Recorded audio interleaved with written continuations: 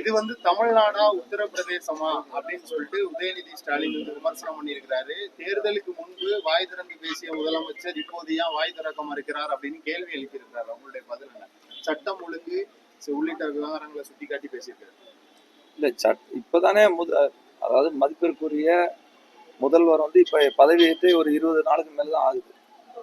இங்க சட்டம் ஒழுங்குல என்ன பிரச்சனை இருக்கு? தாவேக அரசு பொறுப்பேற்ற 15 நாள்ல 25 கொலை, 4 ரெட்டை கொலை, 19 பாலியல் குற்றங்கள் நடந்திருக்கு. இதை தடுக்க தவறியது ஏன்? இல்ல அதை தடுத்துட்டு தானே இருக்காங்க. அதுக்கு காவல்துறை இருக்கிறது. அதற்காக ஒரு சிறப்பு அதிரடி ஒரு சிங்கப்படை என்ற ஒரு அமைப்பை தொடங்கி இருக்காங்க. நீங்க எடுத்த உடனே குற்றம் கண்டா என்ன பண்றது? அதனால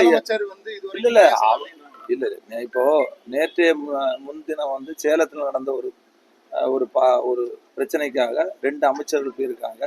முதலமைச்சருடைய அந்த சிறப்பு நிதி கொடுத்துருக்காங்க. இதெல்லாம் நடந்திருக்கு. ஆனா அதனால இது மட்டும் போதாது. படிப்படியாக நிச்சயமாக சட்டம் ஒழுங்கெல்லாம் இப்பவும் நல்லா தான் இருக்கு. ஆனா எல்லாமே தமிழ்நாடு மக்கள் எப்படி அவங்க இருக்கணும்ன்றத அவர் படிப்படியா பார்த்து நல்லதுதான் செய்வார். 3 எம்எல்ஏக்கள் இன்னைக்கு பதவியை ராஜினாமா பண்ணி சபாநாயகர் ராஜினாமா பண்ணிட்டு ஒரு அமைச்சர் முன்னிலையில தலைமைச் செயலகத்திலேயே கட்சியில சேர்ந்திருக்காங்க. இல்ல அது அவங்களுடைய கட்சியினுடைய நிலைப்பாடு. இப்போ அவங்க இல்ல அது அனைத்து இந்திய அண்ணா திராவிட முன்னேற்ற கழகத்தில் அவங்க ரெட்டையில சின்னத்துலதான் நின்றுருக்காங்க. ஆனா அவங்களுக்குள்ள 2 பிரிவா இருக்கு. இன்னைக்கு 3 எம்எல்ஏ ராஜினாமா பண்ணியிருக்காங்க. அதனால அது அவங்களுடைய விருப்பம், அவங்களுடைய உரிமை. அதுல நான் எந்த கருத்தும் கூற முடியாது. குதிரை பேரம் ஆட்சி தான் நடக்கு அப்படின்னு சொல்லிட்டு இல்ல அதை நான் ஏற்கனவே உங்கள்ட்ட சொல்லிட்டேன். குதிரை பேரம் நடந்தா நீங்க எப்படி சட்டமன்றத்துல வெளிப்படை தன்மையோட எப்படி பலத்தை நிரூபிக்க முடியும்? அதுதான் நாங்க எம்எல்ஏக்கள் இருந்தோம். அங்க எல்லாருக்கும் கண்கூட எல்லா ஊடகங்களிலும் அது வெளிவந்தது. அதனால எந்த குதிரை பேரமும் நடந்ததாக எனக்கு தெரியவில்லை. என்ன அது நடக்கிற டைம் பார்ப்போம்.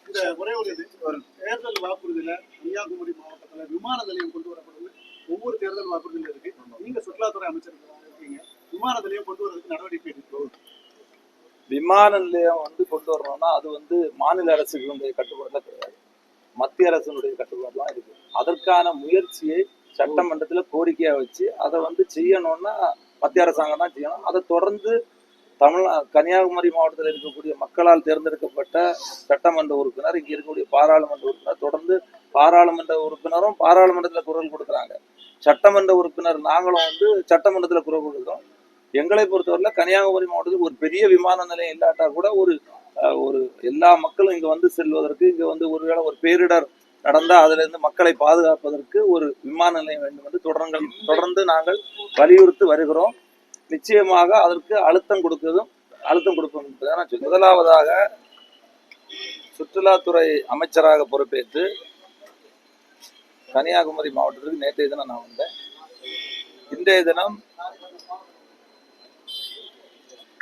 அனைத்து கிட்டத்தட்ட ஒரு 40க்கும் மேற்பட்ட துறைகள் மீது அந்த துறையினுடைய அதிகாரிகள், மதிப்பிற்குரிய மாவட்ட ஆட்சித்தலைவர் அவர்கள், சப் கலெக்டர்ஸு, டிஆர்ஓ, இப்படி எல்லா ஹெச்ஓடிஸு, அதே மாதிரி துறையினுடைய அலுவலர்கள் எல்லாம் இணைந்து ஒரு ஆலோசனை கூட்டத்தில் கலந்து கொண்டு அந்த துறை ரீதியாக என்னென்ன பிரச்சனைகள் இருக்கிறது, என்ன இதுவரைக்கும் நடந்திருக்கு, இனி என்னெல்லாம் கொண்டு வர வேண்டும், இப்படிப்பட்ட ஒவ்வொரு துறை வாரியாக அந்த ஆலோசனை கூட்டத்தை நாங்கள் நடத்தினோம். கிட்டத்தட்ட 3:15 மணிக்கு தொடங்கின ஆலோசனை கூட்டம் 7:30 மணி வரைக்கும் போயிருக்கு. இவ்வளோ நேரம் தொடர்ச்சியாக கன்னியாகுமரி மாவட்டத்தில் என்னென்ன திட்டங்களை கொண்டு வர வேண்டும், இருக்கக்கூடிய திட்டங்கள் எவ்வாறு செயல்பட்டு கொண்டிருக்கிறது, இப்படி ஒவ்வொரு துறையை நாங்கள் ஆராய்ந்து கலந்துரையாடக்கூடிய கூட்டம். பிளே ஸ்டோர் மற்றும் ஆப் ஸ்டோரில் இருந்து பாலிமர் செயலியை QR கோடு மூலம் பதிவிறக்கம் செய்யுங்கள். செய்திகளை உடனுக்குடன் பெறுங்கள்.